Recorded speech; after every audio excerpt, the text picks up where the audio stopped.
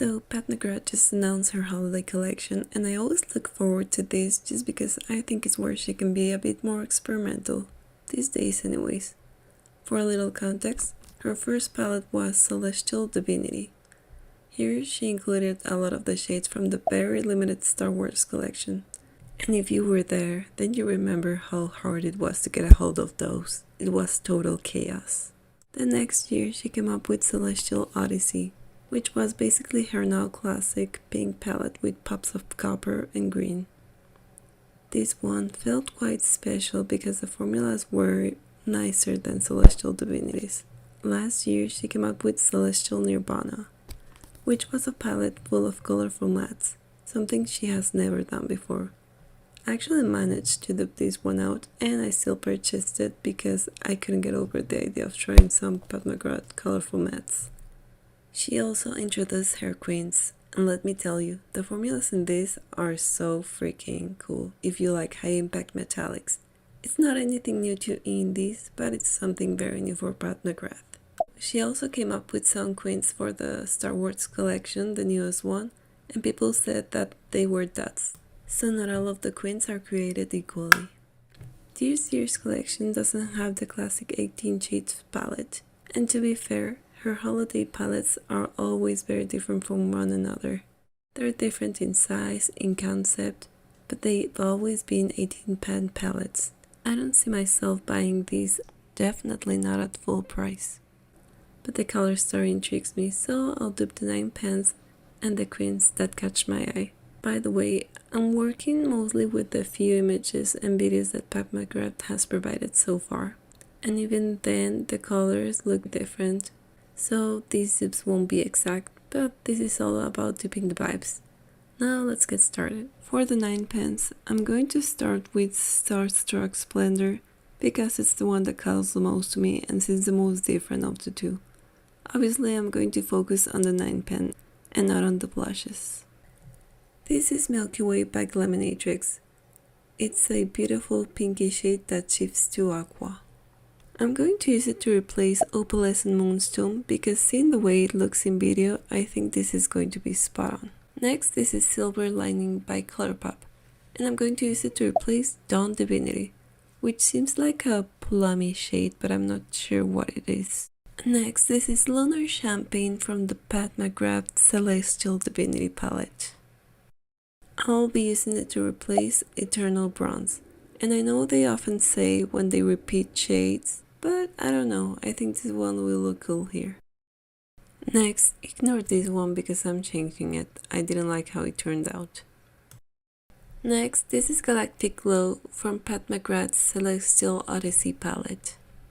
This one is going to be replacing Fawn Fantasia.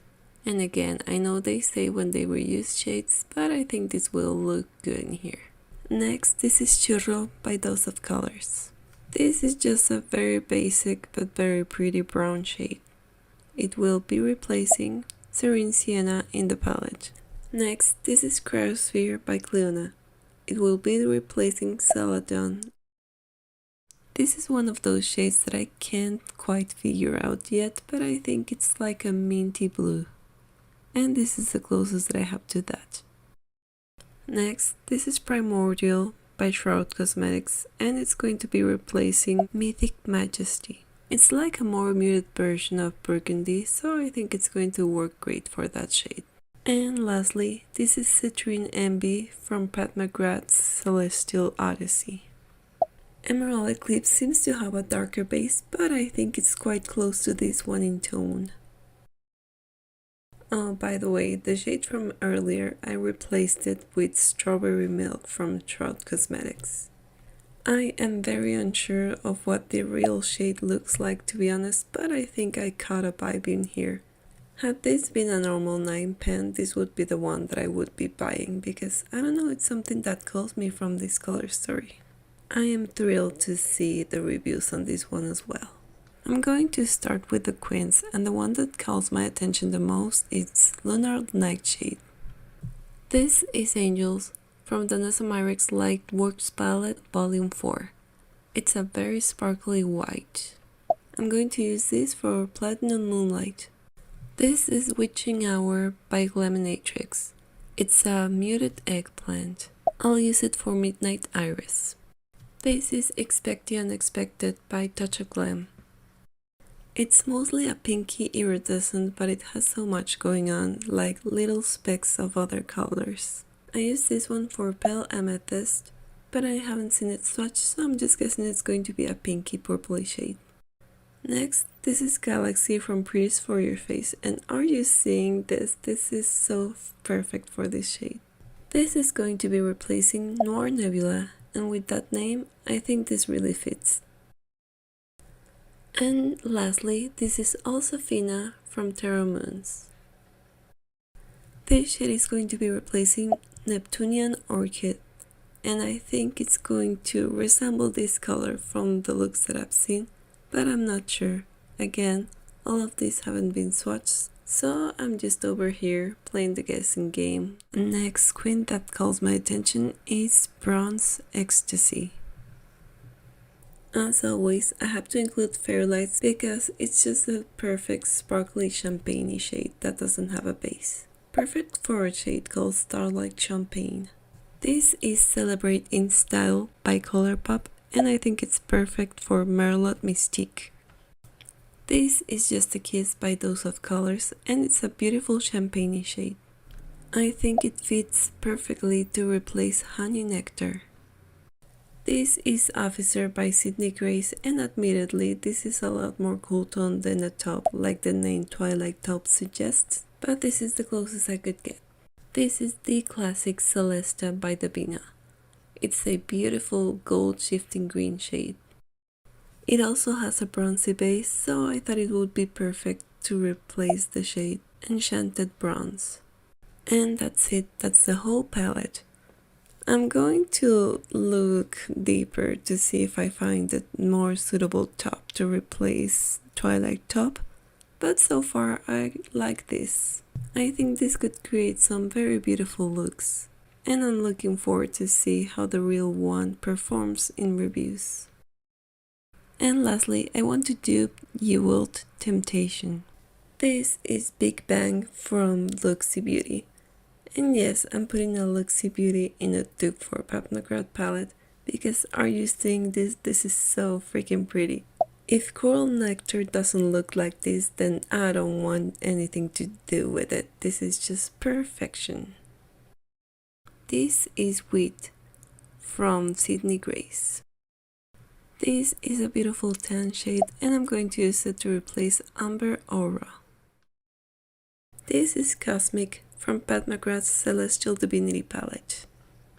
It's your typical pink that turns to gold, but it's just so sparkly and pretty.